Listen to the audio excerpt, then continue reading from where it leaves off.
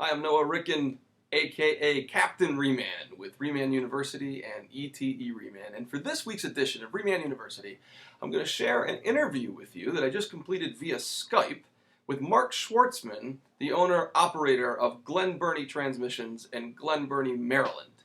And I think the most interesting fact about Mark is that not only is he running a $6 million shop, you heard that right, $6 million transmission shop, but this is actually his 50th year in business. Stick around, things are going to get interesting. So I'm here with Mark Schwartzman of Glen Burnie Transmissions, who's just celebrated Glen Burnie's 50th anniversary within the past week. Mark, 50 years, holy cow. Tell me a little bit about how the business started and who started the business exactly. Well, the business was started by my father-in-law and two childhood friends, Harry and Lou Deitch. My father-in-law is Marvin Kaiser. They basically grew up together, and Harry and Lou owned a gas station, and my father-in-law was a mechanic. So they started with about a six-bay shop back in 1961. In '73, they increased it to a 16-bay shop with a building area. And in '88, they increased it, added a truck shop, so they were up to 24 bays, and they had about 10 builders. And then my father-in-law bought out his partners, about almost 20 years ago. It's really a pretty amazing accomplishment to be at one location and stay in business for 50 years, no matter what that business is. So give us a little bit of understanding, Mark, if you would, how big the shop is in terms of like how many bays or how many employees or how many cars you're maybe working on in a given week. Right now, there are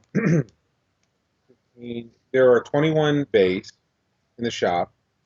Six are in a truck shop, so it just means a higher ceiling, so we can lift up, an armored car, a school bus, a 40-foot motorhome. We do some Allison work.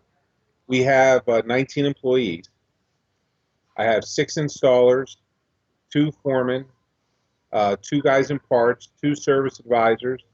I have a shop manager. We have two outside salespeople. Um, we have a one lady who does all our accounts payable, receivable, and we probably work on, I don't know, probably about 300 cars a month. Wow. And all transmission work, right? We do not do any general repair. So when I met you, uh, boy, 5, 6, 7 years ago, I thought you were relatively fashion forward then, as one of the biggest shops in the country that I knew about that had begun to cut back on builders and get into the reman business instead. And I think a lot of people looked at you and said, "Well, Mark might be crazy," and and you're still here, not only 7 years but 50 years later. So what's the secret? How can a shop survive on doing reman units and not and not building units? It's hard, okay, because it's a very fine line. Because when you buy a unit, of course, your parts price is way up. It's not in the, you know, high teens, mid 20s. Your parts prices are 50%. You know, but then you lose your labor prices. Your labor costs go down. Sure. So you're working on a smaller, uh, a smaller gross profit, and you got to watch it. But we used to have at one time when I think the company's biggest year to a point was like 96, 97. Okay, it is what it is, but I think they broke 5 million. Okay, Wow. sales. Yeah. Okay, and then it started going down, and we all know the 2000s. We had that downward curve, and over the last couple of years with the remans, we've added two outside salespeople. We started selling a lot of carryout units, and this year we're going to bust over $6 million in sales, and probably about 4 million is in retail, standard transmission shop, putting in units, and 2 million is going to be in carryout. What would you say to a shop that just says we got to get into general repair? We can't specialize in transmissions anymore because the business just isn't out there. Well, a lot of the people that used to refer your business, your general repairs, are doing the repairs themselves. And if you probably look over the last 3 or 4 years, maybe our transmission sales in terms of installs might be trending a little up, but what's brought us over the top has been selling the carryout. That's where the growth is because now you see what's happening out there. You see all these general repair shops buying units because if they're slow, they're not going to give up an 8-hour install, right? And I think, and then, but what I see happening to a lot of my friends who are also doing general repair, they say, look, we're going to go into general repair, but a lot of these shops, and I don't know if you've seen the same things, they start off in general repair year one, and maybe that first year they do 10, 15% general repair. Before you know it, they're up to 50% general repair, 60% general repair, and their transmissions are trending down. It's tough. You have to. We spend about 4% of our budget on advertising religiously, and it's a hard check to write every month. Okay, but we're always on the radio and we're always on some TV, and we just keep on promoting ourselves, and um, we get a great response. We've done it for years. I also know that a lot of your business is referral based, though. So, what do you think the secret is to earning referrals from your existing customer? You have to treat people right. I mean, we get all kinds of people. People can come in and write a check for the whole amount. We have people who say, "Hey, I'm struggling. I can't afford it." So, we all have the car care one. And if we had a close rate as a car care one acceptance rate, we all be out of business, as you know. But Right. but we work with people, and we always give the customer options. I mean, if they can't afford a Reman, well, we'll sell them an LKQ unit where I get a 1 year, 12,000 mile warranty.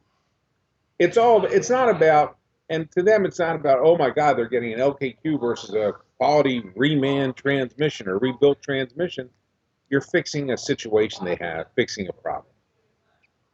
It's And I'm, what percentage of the time, Mark, is it you who's answering the email or you who's answering the telephone, as opposed to a center manager or another employee? well, it's me, and it's usually me and two other service advisors. Okay. Because a lot of shop owners really feel that they don't excel in sales, so they want to put a center manager up front, and they sort of hide in the back and run more from a production standpoint. And I often wonder what the right model is from that standpoint. You know, I just think people want to hear the truth. Okay, you know, there's no such thing as remanufactured engines anymore. I mean, rebuild engines anymore. There's only reman engines. Okay, now I don't know if the transmission industry is going to go that way, but in a general repair, if someone calls and says, "Hey, how much is it for a brake job?"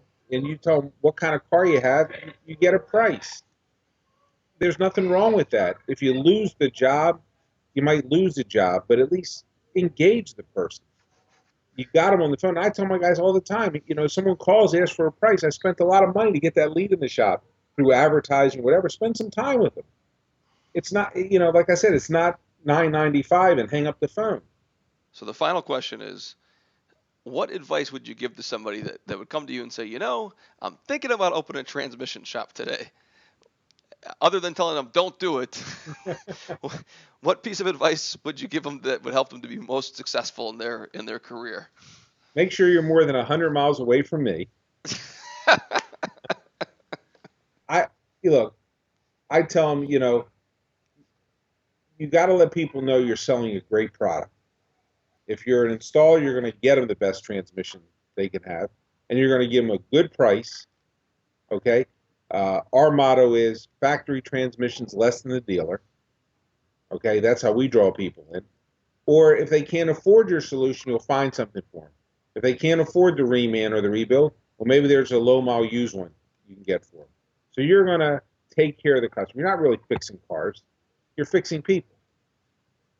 They have a transportation issue. They have a transportation illness. They got to get to work. They got to pick up their kids from school. Okay, and they can't do that now.